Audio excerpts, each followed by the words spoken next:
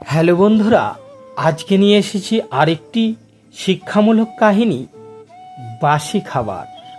তো বন্ধুরা, এই চ্যানেলে যারা নতুন তারা চ্যানেলটি সাবস্ক্রাইব করে সঙ্গে থাকবে নতুন নতুন ভিডিও পাওয়ার জন্য।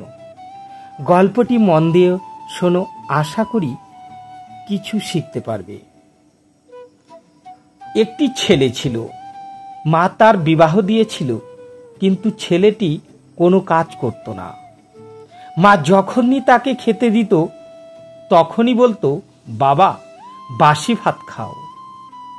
ছেলেটি বুঝতে পারত না যে মা কেন এ কথা বলেন, তবুও সে কিছু বলতো না। একদিন মা কোনো কাজে বাইরে গেছে, যাবার সময় বৌমাকে অর্থাৎ ছেলের বউকে বলে গেছে যে ছেলে এলে তাকে খেতে দিতে, আর খেতে দিয়ে বলতে হবে যে বাসি ভাত খেয়ে নাও। বউটি তার স্বামীকে খেতে দিয়ে তাই বলল, তাতে ছেলেটি রেগে গেল। আরে মা তো এ কথা বলেই থাকে, আর এও শিখে গেছে। সে তখন তার স্ত্রীকে বলল, বলো তো ভাত ঠান্ডা কোথায়? ভাত তো গরম, আর ডাল তরকারি সবই গরম, তাহলে তুমি বাসি ভাত বলছো কেন? তার স্ত্রী বলল, সে কথা তোমার মা জানেন, তোমার মাই আমাকে এই কথা বলতে বলেছেন, তাই আমি বলেছি। ছেলেটি বলল, আমি কিছু খাবো না। মা বলেন বলে তুমিও সেই কথা শিখে নিয়েছো? মা বাড়ি এসে জিজ্ঞাসা করল, আমার ছেলে খেয়েছে? বউটি উত্তর দিল, উনি তো খায়নি, উল্টে রেগে গেছেন। মা ছেলেকে জিজ্ঞাসা করতে ছেলে বলল, মা তুমি রোজ রোজ বলো যে বাসি ভাত খেয়ে নাও, আমি সে কথা মেনে নিই। এখন আমার বউ তাই বলতে শিখে গেছে, আবার তো গরমই, খাবার তো গরমই, তুমি বলো ভাত বাসি কি করে হয়? মা জিজ্ঞাসা করল, বাসি ভাত কাকে বলে? ছেলেটি বলল, সকালের তৈরি খাবার সন্ধ্যায় ঠান্ডা হয়ে যায়, তেমনি আগের দিনের তৈরি করা খাবার পরের দিন বাসি হয়ে যায়। বাসি ভাত ঠান্ডা, আর এখনই রান্না করা ভাত গরম হয়।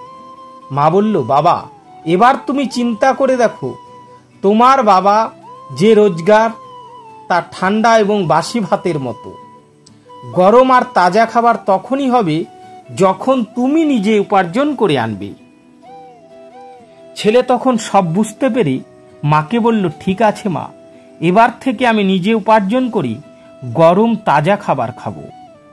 এই গল্পটি থেকে এই শিক্ষা পাওয়া যায় যে বিবাহের পরে বাসি ভাত খাওয়া উচিত নয়, নিজ উপার্জনে খাবার খাওয়া উচিত। যখন ভগবান রাম বনবাসে গিয়েছিলেন, সেই সময় রাবণ সীতাকে অপহরণ করেছিল।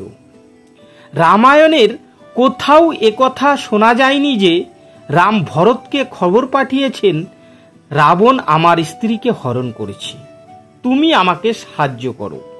কারণ রাম জানতেন যে বিবাহ করলে স্ত্রীকে রক্ষা করা ও পালন করা স্বামীর কর্তব্য।